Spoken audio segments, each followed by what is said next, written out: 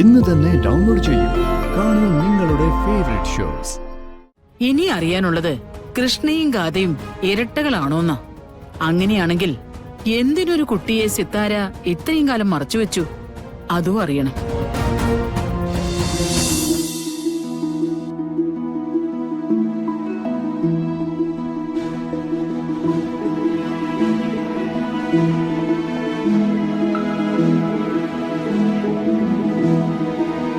എന്താ നന്ദ, എന്താ നീ ഇങ്ങനെ എന്നെ സൂക്ഷിച്ചു നോക്കുന്നേ?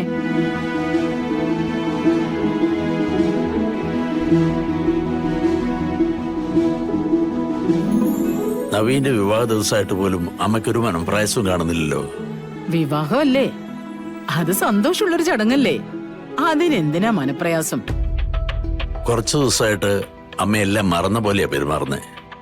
ശാപത്തിന്റെ ശക്തിയെക്കുറിച്ച് ഓർമ്മയില്ലാഞ്ഞിട്ടാണോ അതോ പറഞ്ഞിട്ട് പ്രയോജനം ഇല്ലാന്ന് കരുതിട്ടോ? ഒരുപക്ഷെ വിവാഹ മണ്ഡപത്തിൽ തന്നെ ഗാഥമോളുടെ മരണം സംഭവിക്കാമെന്ന് അമ്മയ്ക്കറിയില്ലേ? മരണം സംഭവിക്കില്ല നന്ദ. കാരണം കതിർ മണ്ഡപത്തിൽ ഗാഥയുണ്ടാവില്ല. അമ്മ എന്തായി പറയുന്നേ? ഗാഥയില്ലാതെ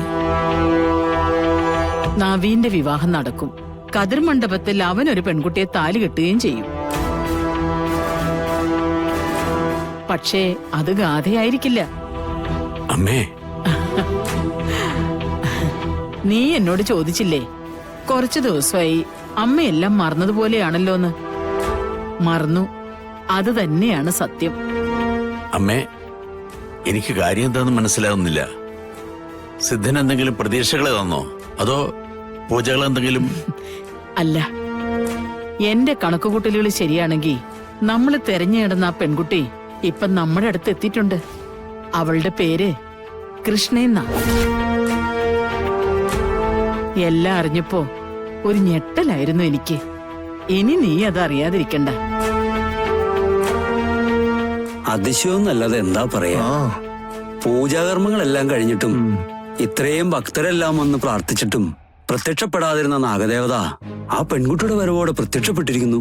നാഗങ്ങൾക്കേറെ പ്രീതിയുള്ള കുട്ടി തന്നെയാണവൾ.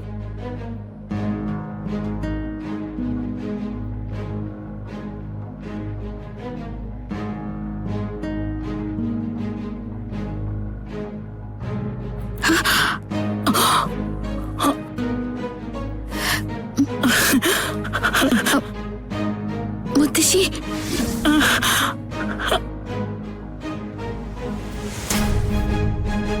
ഗാഥമോൾ എവിടെയുണ്ട്?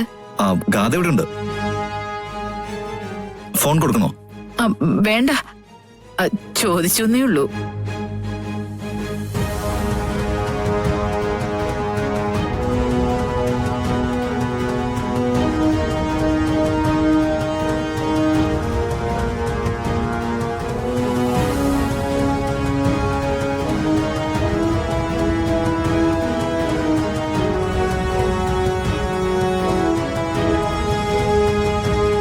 പെട്ടെന്ന് മുത്തശ്ശി അമ്പലത്തിൽ വെച്ച് കണ്ടപ്പോ ഞാൻ പേടിച്ചുപോയി. അതൊന്നും കുഴപ്പമില്ല മോളെ. മോളെ ഗാഥയായിട്ടല്ലേ അവരെല്ലാം കാണുന്നത്. ഗാഥയും കൃഷ്ണയും രണ്ടുപേരാണെന്ന് അവർക്കറിയില്ലല്ലോ.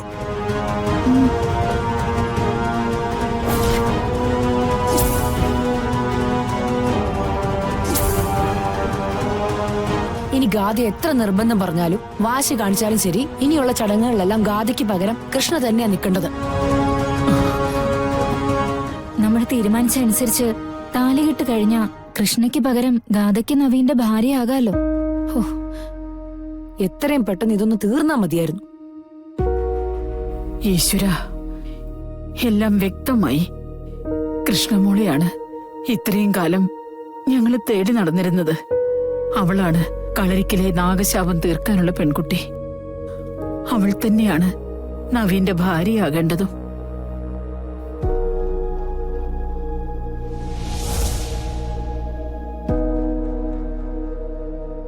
സർപ്പശാപത്തിന്റെ കാര്യം എങ്ങനെയോ സിത്താര അറിഞ്ഞിരിക്കുന്നു. സ്വന്തം മകളെ അതിൽ നിന്നും രക്ഷിക്കാൻ സിത്താര കണ്ടെത്തിയ രൂപമാണ് ഗാഥയെപ്പോലിരിക്കുന്ന കൃഷ്ണ.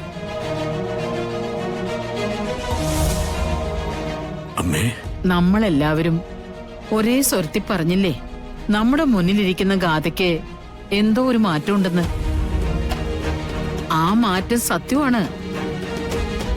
കാരണം നമ്മുടെ മുന്നിലിരുന്നതും ഇനി വധുവിന്റെ വേഷത്തിൽ കല്യാണ മണ്ഡപത്തിലേക്ക് വരാൻ പോകുന്നതും കൃഷ്ണയെന്ന കുട്ടിയാ. അമ്മ ഇത്രയും ദിവസം ഇതൊന്നും എന്നോട് പറയാത്തെന്താ? നവീൻ മനസ്സറിഞ്ഞ് സ്നേഹിച്ച ഗാഥയെ ഒഴിവാക്കി മറ്റൊരു പെൺകുട്ടിയെ വിവാഹം കഴിക്കുന്നത് ഒരുപക്ഷെ നീ അംഗീകരിക്കില്ലെന്ന് എനിക്ക് തോന്നി. നന്ദ, എത്രയോ എടുത്ത് നമ്മൾ അന്വേഷിച്ചു, എത്ര ദിവസം നമ്മൾ കാത്തിരുന്നു. പക്ഷേ നമ്മൾ പോലും അറിയാതെ അവള് നമ്മുടെ മുന്നിലേക്ക് എത്തിയത് നീ കണ്ടില്ലേ? ഇത് ദൈവനിയോഗമല്ലേ? ഇനിയും സംശയിക്കുന്നു നീ? ഗാഥയും കൃഷ്ണയും ഒരേ രൂപമാണ്. ഒരുപക്ഷെ സിത്താരയുമായോ സിത്താരയുടെ ഭർത്താവുമായോ കൃഷ്ണയ്ക്ക് രക്തബന്ധം ഉണ്ടായിരിക്കും, അല്ലേ അമ്മേ? ശാപം തന്ന പൂജാരിയുടെ കുടുംബത്തിൽ ഇരട്ടകളായി ഒരേ രൂപത്തിൽ ജനിച്ച 2 പെൺകുട്ടികളിൽ ഒരാൾ. നാഗപ്രീതിയുടെ ഉച്ചസ്ഥായിയിലാണ് ആ കുട്ടിയുടെ ജാതകം. ഇരട്ട കുട്ടികളിൽ നാഗപ്രീതിയുള്ള ഒരാൾ, അതാണ് നമ്മുടെ രക്ഷയ്ക്ക് വരികയെന്ന് സിദ്ധം പറഞ്ഞിരുന്നു.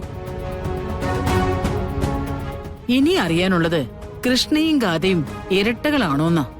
അങ്ങനെയാണെങ്കിൽ എന്തിനൊരു കുട്ടിയെ സിത്താര ഇത്രയും കാലം മറച്ചുവെച്ചു? അതും അറിയണം. അമ്മേ, നവീന്റെ ജീവിതത്തിന് ആപത്തൊന്നുമില്ലാത്ത വിധത്തിൽ നമ്മുടെ കുടുംബത്തിന്റെ ശാപമെല്ലാം മാറുന്ന രീതിയിൽ നവീൻ ഒരു പെൺകുട്ടിയെ വിവാഹം കഴിക്കുന്നത് സന്തോഷമുള്ള കാര്യമാണ്.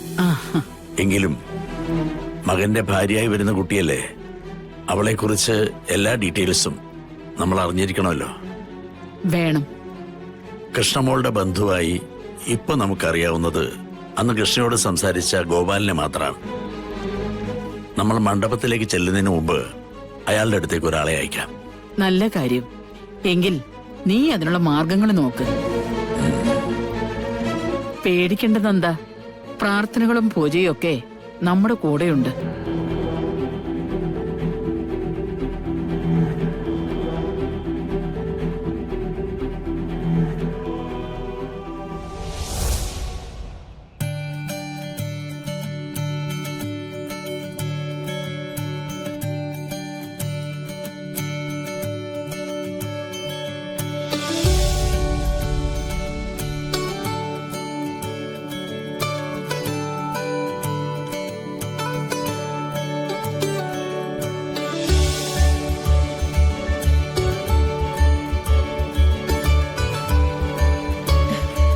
എല്ലാം ഇന്ന് അവസാനിക്കുക. ഞാനും ഇന്ന് അവസാനിക്കോ ചേച്ചി? ചിലപ്പോ തീരുമായിരിക്കും, അല്ലേ? കൃഷ്ണ, ഞാനിവിടുത്തെ വെറും ഒരു ജോലിക്കാരിയാ. പല കാര്യങ്ങൾക്കും എന്റെ മനസ്സിന് ഇഷ്ടമുണ്ടോ ഇല്ലയോ എന്ന് നോക്കാൻ പറ്റില്ല. തലയാട്ടിയേ പറ്റൂ. പക്ഷെ നിനക്കൊന്നും സംഭവിക്കാതിരിക്കാൻ ഞാൻ പ്രാർത്ഥിക്കാം.